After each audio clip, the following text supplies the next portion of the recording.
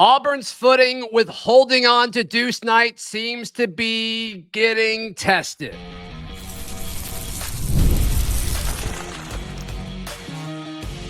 You are Locked On Auburn, your daily podcast on the Auburn Tigers. Part of the Locked On Podcast Network, your team every day. Yes, welcome on into Locked On Auburn, your daily Auburn Tigers podcast. I'm your host, Zach Blackerby, and thank you so much for making Locked On Auburn your first listen every single day. Jake Crane of Crane & Company hanging out with us today. And Jake, I want to talk about Saturday. I want to talk about Auburn's newest commitment with Erick Smith and what that means for this class. But Auburn's footing with five-star quarterback commit Deuce Knight, it seems to be slipping a little bit. And he went to Ole Miss. There was the video of him storming the field after Ole Miss won and all of that. But Caleb Cunningham, who's apparently his buddy, they seem to do a lot of visits together and interact a ton on social media, flips from Alabama to Ole Miss. And it kind of seems like these two guys are starting to get tied together a little bit. Where are you in the level of concern Auburn fans should have regarding Deuce Knight? Well, I mean, look, I think we all know, and we've talked about this, many times. Auburn's going to have to go get a portal QB for next year, most likely. We talked about Walker White. Will he come out, play a couple of these games, and we'll see. Either way, with as bad as this year has gone, you've got to go out and get a portal QB.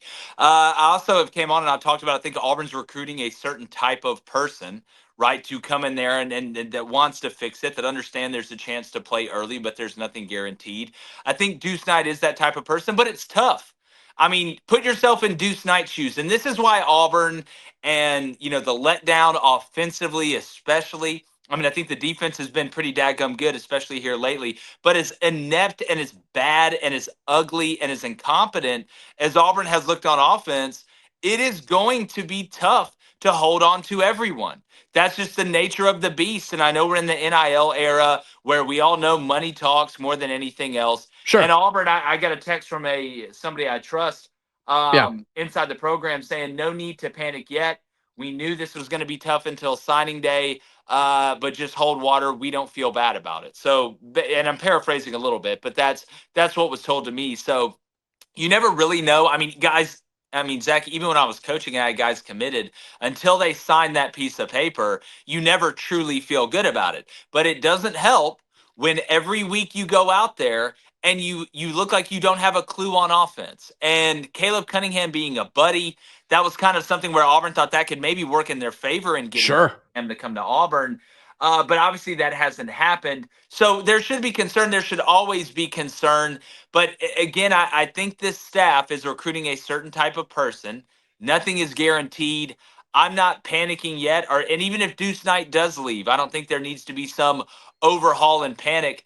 But it's really, really tough when you are playing as bad as Auburn is on the field, and then you start losing recruits. You got to be good at something, and the staff so far has shown that recruiting is what they're best at, and you hope that shows itself on the field. Yeah, I mean, that's the whole argument, right? That's the whole argument of why this could eventually work is you're building up this talent base, and even though I think you've had a better roster than some of the teams you've lost to this year, the argument, and it's a solid argument, is if you keep building it up from talented high school guys, you're eventually going to get better. I don't think that's a crazy thing to say.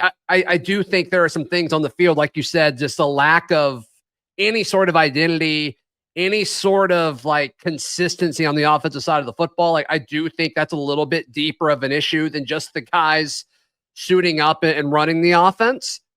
But if you're Deuce Knight, I'm sure they're telling you, well, you can fix this. You could come in and be the guy who fixes. We need somebody like you. And I'm sure everybody's telling them that to some extent, Jake. But other places do have a stronger proof of concept at this point. Well, they do. But if I'm Auburn's coaching staff, I'm sending them Austin Simmons' whole drive highlights against Georgia. That's what I'm sending. Man, this guy sure looks like you, and he's a redshirt freshman, and he's been there. Yeah. So if I'm Auburn, that's exactly what I'm doing. And he's left-handed, right? And he's athletic, and he's mobile. So it's what? So you're going to come in and replace the guy that just saved them against Georgia before Jackson Dart was able to come back in? But then what Ole Miss is going to do, and what I would do if I was recruiting against Auburn, is, you've heard of highlight films.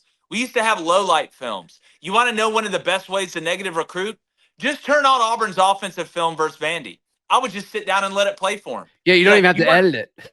Yeah, like, you want to be part of this disaster? Yeah. Look right. how bad this is. So I just it goes both ways, but if I was Auburn, I would be sending Austin Simmons highlights against Georgia right now and saying, this is basically you, and he's already there, and he just proved it in the biggest win in the program's history in a really, really long time.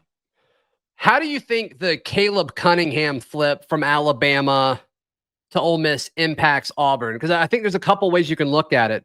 I mean, maybe Alabama's class isn't going to be as great as it looked like at the start of the season. I think it's still going to be a very good class, but losing Caleb Cunningham is a factor. He's very good.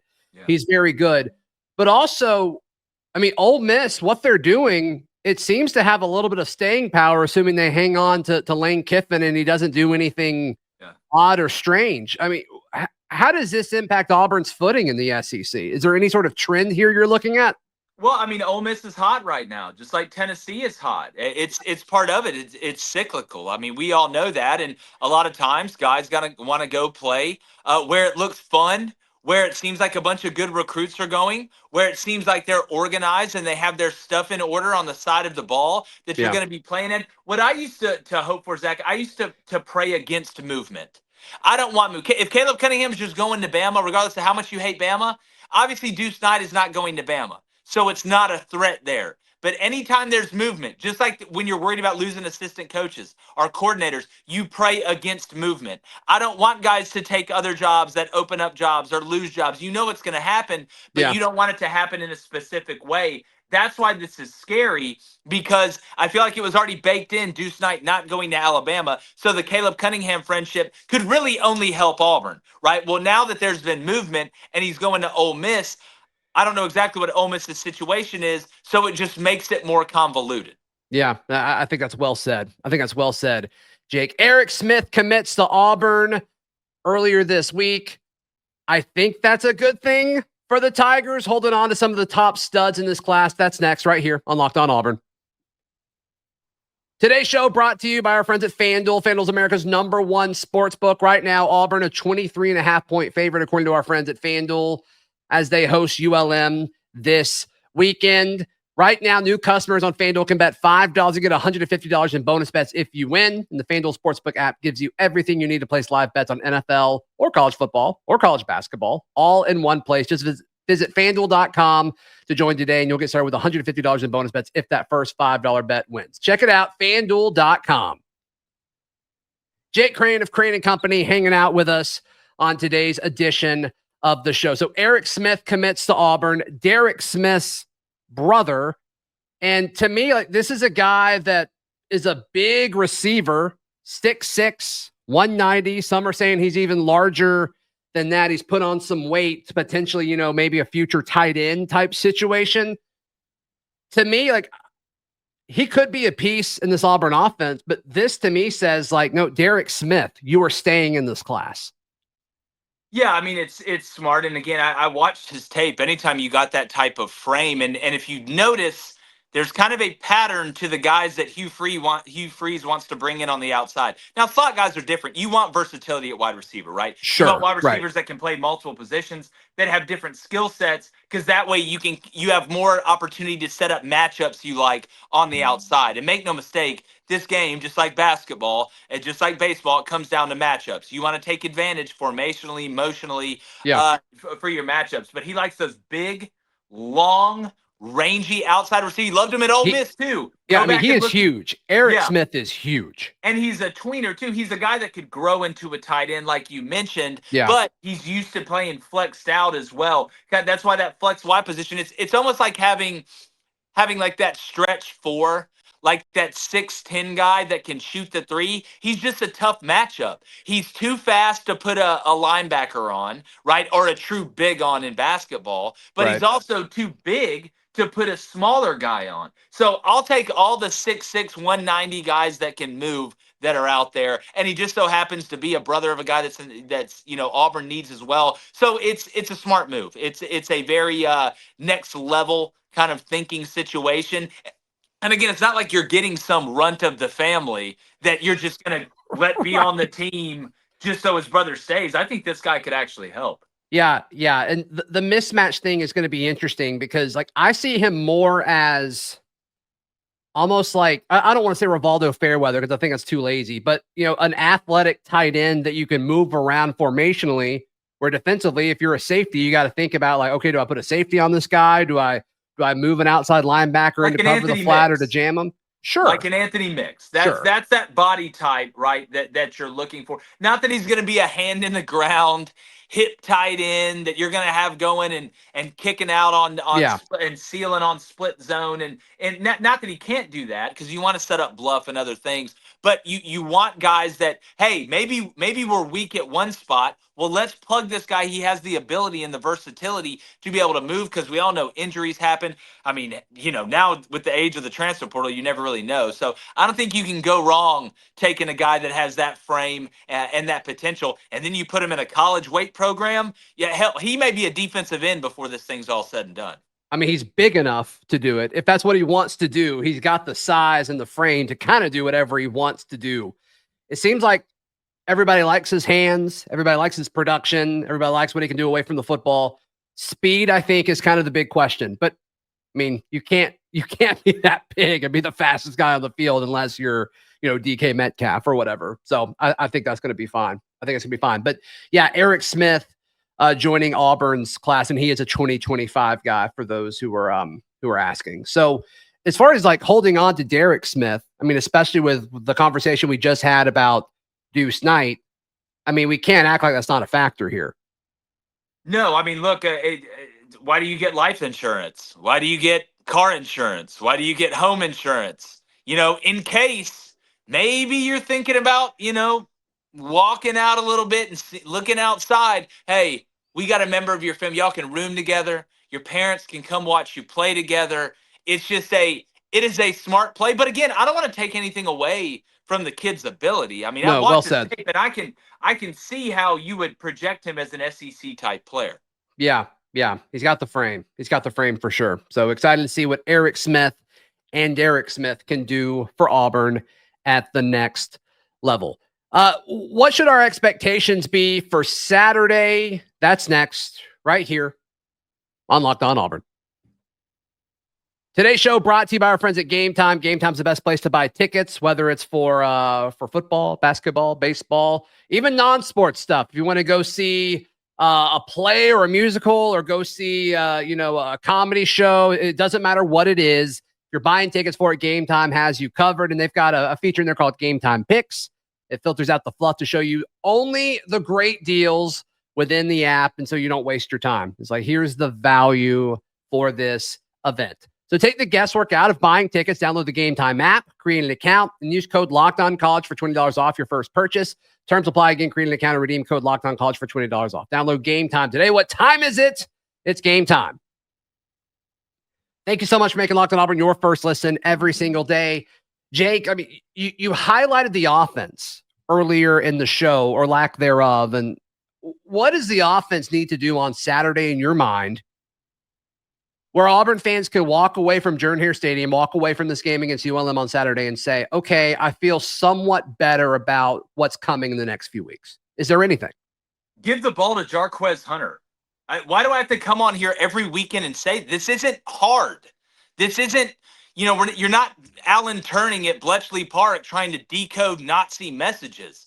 Give the ball to Jarquez Hunter. If you're an Auburn fan, you want to see him dominate. Now, Bryant Vincent's a guy that's a great friend of mine. He was my brother's high school coach at Spanish Fort. I coached with him at South Alabama, where he was a quarterback's coach. He was an offensive coordinator. He's one of my best friends in the world, and he's done an incredible job at La Monroe this year. But Auburn needs to go out and dominate this team. They need to go out and look like they are an SEC team playing a Sun Belt team. And one way you do that is to line up and pound the ball at them. That should set up everything else. I'm so interested to see what happens at quarterback. But just as far as the 30,000-foot view, you should dominate in the run. The defense should dominate against the run. Get La Monroe in third in passing. But offensively, you want to see Auburn just do what's smart. Don't overthink it. Don't let Peyton Thorne screw it up by giving him 19 different options. Snap the ball, turn around, and hand it to Jarquez Hunter, and then build off of that. Don't do like you did against Vanderbilt, where you give him the first carry of the game, and he pops for 17 yards, and then you act like he's got COVID.